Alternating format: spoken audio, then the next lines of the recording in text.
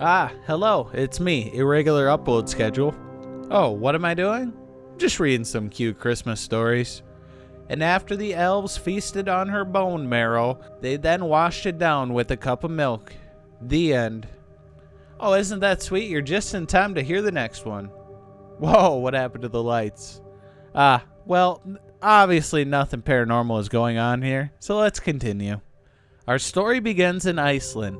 Now, Iceland's residents are a bit more superstitious than people from other lands. Many people there believe in various kinds of mythological creatures. According to a study done a few years ago, nearly 54% of Icelandic residents believe in elves. Belief in these creatures has long been a part of Icelandic culture, so of course Christmas is no different. Our story begins in the mountains above Iceland. Here lived a large happy family, a man, a woman, and their 13 children.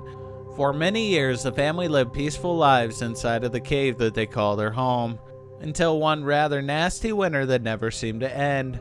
Because of the unrelenting winter, inevitably, supplies for the family began running low. They struggled to support themselves to the point that eventually they were on the brink of death, and the woman had to make a choice for her children. In the dead of night, she murdered her husband and fed his remains to their 13 children in a nice warm stew. This act of cannibalism kept them alive, but it had a very strange side effect: the hunger for human flesh.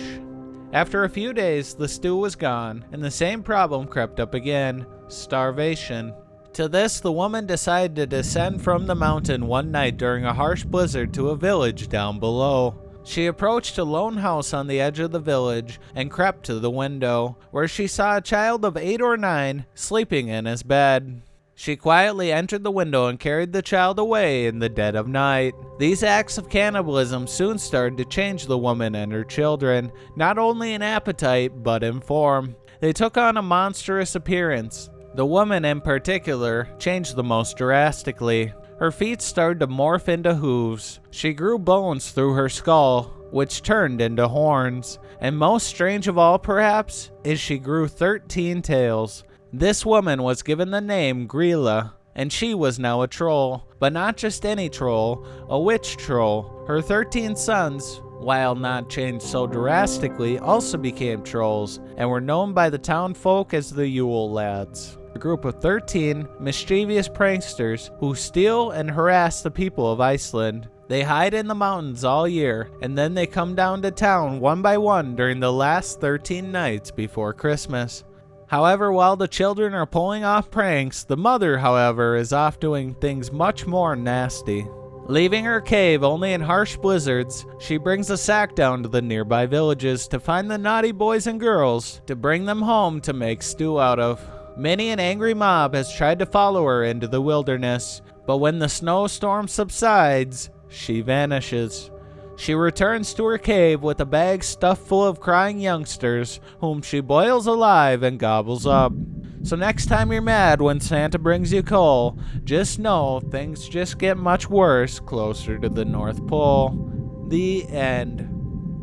Naturally, these stories really scared the children of Iceland, as that's what they were meant to do, scare children into being good. However, a royal decree was issued in the 18th century which abolished the religious practices and domestic punishment to children by scaring them using horror monster stories like Gryla and the Yule Lads. So stories of Gryla slowly fizzled out. However, children took on the limelight. The modern Yule Lads have assumed more friendly and beneficial roles. The main function of the Yule Lads is to reward or punish children depending on their behavior. They place gifts or disgusting items in children's shoes on windowsills. They do so for 13 nights before the Christmas festival. Each night, a single Yule Lad visits each child, giving gifts or rotten potatoes according to every child's character within the year. Basically, they have become the equivalent of an Icelandic Santa Claus. So all's well that ends well. But now I want to know what you guys think of Gryla and the Yule Lads. Are you more happy to have lived in a culture where all you had to worry about is coal in your stocking? Let me know in the comments below. We hope you enjoyed this video, and if you did, please leave a like, and maybe even subscribe for more great content. We do all the research so you don't have to. And as always, I'm Alex, and I hope you have a fantastic day.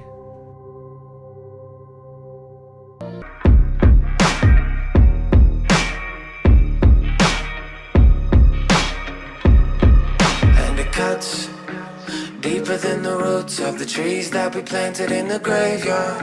I don't think these scars will ever fade off. Good thing nothing seems to faze us. So numb,